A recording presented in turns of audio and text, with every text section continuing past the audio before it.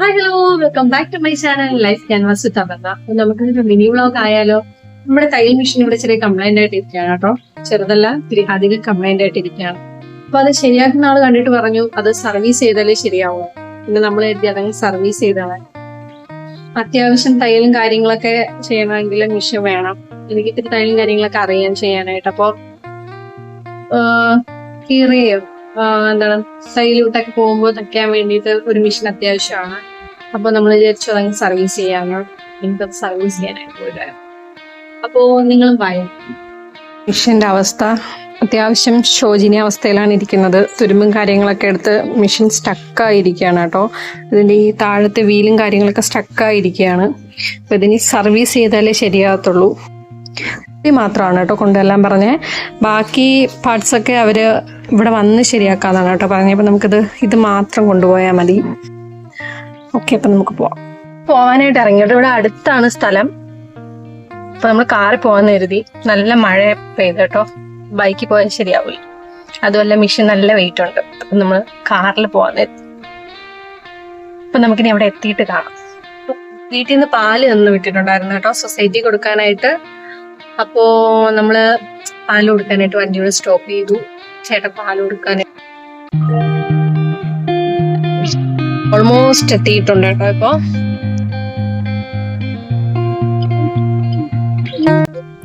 ശരിയാക്കണമെന്നില്ല. പുള്ളിക്കാരന് 26-ാം തീയതി വരുള്ളൂ. നമ്മളിവിടെ അടുത്ത് പരിചയമുള്ള ഒരു വീടുണ്ട്. അപ്പോ അവിടെ കൊടുക്കാനായിട്ട് എന്നിട്ട് പുള്ളിക്കാരൻ വരുമ്പോ എടുത്ത് കൊടുക്കുമല്ലോ. നമ്മൾ അങ്ങനെ ചെയ്യാൻ പറ്റും. ഇല്ലെങ്കിൽ ഒരു ദിവസം അതിനെക്കുറിച്ച് വീണ്ടും പറഞ്ഞു. എന്തായാലും ഇറങ്ങിയ ദിവസം കൊണ്ട് അപ്പൊ ചേട്ടൻ ഓടിക്കുന്ന നമ്മുടെ ഇതെടുക്കാണ്. ചേട്ടൻ ഓടിക്കുന്ന മെഷീൻ എടുത്ത് കൊടുക്കാനായിട്ട് പോവാണ്. അപ്പൊ എന്തായാലും നമ്മുടെ വന്ന കാര്യം നടന്നില്ല. അപ്പൊ പിന്നെ നമുക്ക് എന്തെങ്കിലും കടയ്ക്കൊരു ഒരു ഡബിൾ ബൂസ്റ്റ് ഒക്കെ കുടിച്ചിട്ട് പോവാം. പുറത്ത് വന്നു കഴിഞ്ഞാൽ എനിക്കൊരു ഡബിൾ ബൂസ്റ്റ് മസ്റ്റ് ആണ് കേട്ടോ. ഡബിൾ ബൂസ്റ്റ് അല്ലെങ്കിൽ ഷാർജ. ഞാൻ ഷാർജയുടെ വലിയ ഫാനാണ് കേട്ടോ. നിങ്ങളാരെങ്കിലും അങ്ങനെയാണോ? എനിക്ക് ഷാർജ ഭയങ്കര ഇഷ്ടമാണ്. അപ്പോ നമുക്കൊരു ഡബിൾ ബൂസ്റ്റ് കുടിച്ചിട്ട് പോവാന്ന് വിചാരിക്കും. നോക്കാം. അവിടെ ഏൽപ്പിച്ചിട്ട് വരികയാണ് കേട്ടോ. അപ്പൊ നമ്മൾ ഡബിൾ ബൂസ്റ്റ് കുടിക്കാനായിട്ട് പോവാന്ന് കരുതി. അപ്പോൾ ഈ കടയിൽ നിന്നാണ് കേട്ടോ നമ്മൾ സ്ഥിരം ഡബിൾ ബൂസ്റ്റ് കുടിക്കുന്നത്. അപ്പോൾ അവിടെ എത്തി 2 ഡബിൾ ബൂസ്റ്റൊക്കെ പറഞ്ഞിട്ട് നമ്മളങ്ങനെ വെയിറ്റ് ചെയ്യാണ്.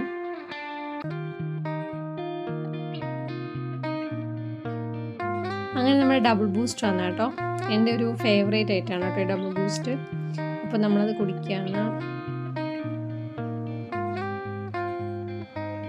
ഇങ്ങനെ ചെറിയ കസ്കസും കാര്യങ്ങളൊക്കെ ഇട്ടിട്ടുണ്ട്. അപ്പം ജസ്റ്റ് അതിങ്ങനെ ചവച്ച് കഴിക്കാൻ നല്ല രസമാണ്. അപ്പം അങ്ങനെ ഡബിൾ ബൂസ്റ്റ് കുടിച്ചു. ഇനി നമുക്ക് ഫോട്ടോസ് എല്ലാം ഫ്രെയിം ചെയ്യാൻ കൊടുക്കാണ്ട് നമുക്ക് അതും കൂടെ കൊടുത്തിട്ട് പോവാം. എന്തായാലും ഇറങ്ങിയതല്ലേ, അപ്പം അതും കൂടെ കൊടുത്തിട്ട് പോവാം. ഇവിടെ തൊട്ടടുത്ത് തന്നെയാണ് കേട്ടോ സ്റ്റുഡിയോ.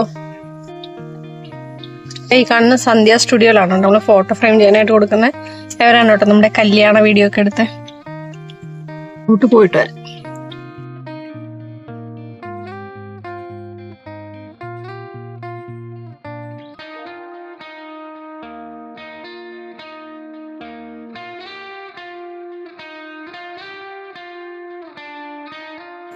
അപ്പോൾ അതെല്ലാം കഴിഞ്ഞ് നമ്മൾ തിരിച്ചിറങ്ങിയപ്പോൾ വീണ്ടും നല്ല മഴ തുടങ്ങി കേട്ടോ. അപ്പോൾ നമ്മളവിടെ സ്റ്റക്കായി പോയെന്നാണ് കരുതിയത്.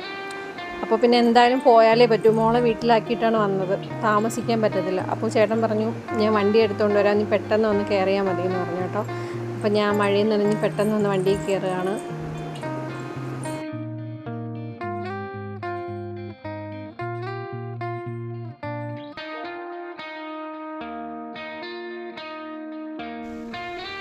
എന്തായാലും നന്ദിയോട് വരെ വന്നേ.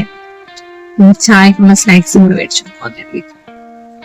ഇപ്പോ ഇന്നത്തെ അജണ്ടയിലെ കാര്യങ്ങളൊക്കെ ഏകദേശം കംപ്ലീറ്റ് ആയി. അപ്പൊ തിരിച്ച് നമ്മള് വീട്ടിലോട്ട് പോകാൻ പോവാ.